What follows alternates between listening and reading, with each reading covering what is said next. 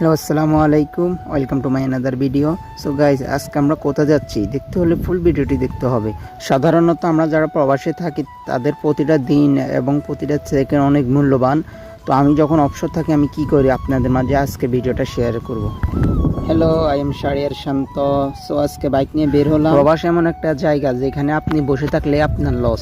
So আমি আমাদের কাছ থেকে, আমার ডিউটি থেকে যখন আমাকে অবসর দেয়, ছুটি দেয়, তখন আমি কি করি, সো গাইস, আমি কাজের পাশাপাশি আমি একটা মুরগির খামার দিয়েছি, তার পাশে একটা কবুতরের খামার। সো এখন চিন্তা করলাম যে আমার একটা বড় হাউস আছে, সেখানে যদি মাছ চাষ করতে পারি তাহলে কেমন হয়। সো দীর্ঘদিন যাবত আমি খুঁজতেছিলাম, পাইতেছিলাম না।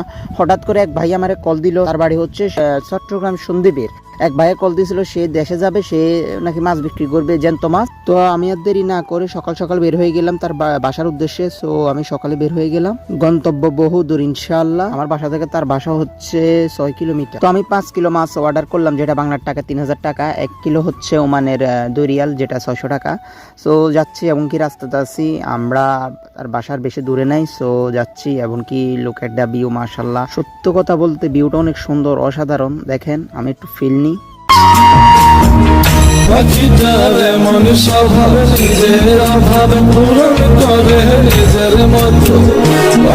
তো গাইস, জায়গাটা কেমন কমেন্ট করে জানাবেন। সো তার বাসায় আমরা কাছাকাছি চলে আসছি ইনশাআল্লাহ। তারা বারবার কল দিচ্ছিল আমাকে যে তাড়াতাড়ি আসার জন্য। আমি বলছি যে আমি রাস্তায় আছি। সবচেয়ে চিন্তার বিষয় এটা যে আমি আসার সময় একটা গাড়িও দেখলাম না, যে কারণে ভিডিওগুলো ভালোভাবে শুট করতে পারলাম। সো গাইস, অবশেষে তার বাসায় চলে আসলাম, এবং কি আমরা তার গেটের সামনে ইনশাআল্লাহ আমরা ঢুকতেছি। আসলে অনেক দেরি হয়ে গেল, জানি না কিভাবে তারা আমার জন্য ওয়েট করতেছিল। এমনকি বাইকটা বন্ধ করলাম এবং আমি ভিতরে ঢুকবো। আমি একটা বালতি নিয়ে আসলাম মাছগুলো রাখার জন্য। তো ভিতরে আস্তে আস্তে ঢুকতেছিলাম। তারা এখনো বসে আছে আমার জন্য, হয় সম্ভবত।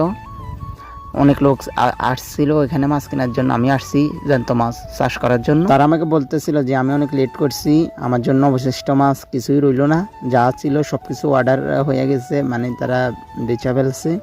সো আমার জন্য আবার নতুন করে মাছ ধরতে হবে। তারা হাউজে নামবে এবং নতুন করে মাছ ধরবে। তারা আমাকে বলতেছিল যে আমার দেরির কারণে তারা মাছগুলো সব বিক্রি করে দিয়েছে, এবং আমার জন্য নতুন করে মাছ ধরতে হবে তাদের হাউজে। তো তারা নামতেছিল, দেখেন তাদের হাউসটা কত বড়। আমি তো দেখে ভয় পেয়ে গেলাম। এবং কি তারা দুজন নিচে নামলো, তারা মাছ ধরতেছিল আমার জন্য। সো দেখেন,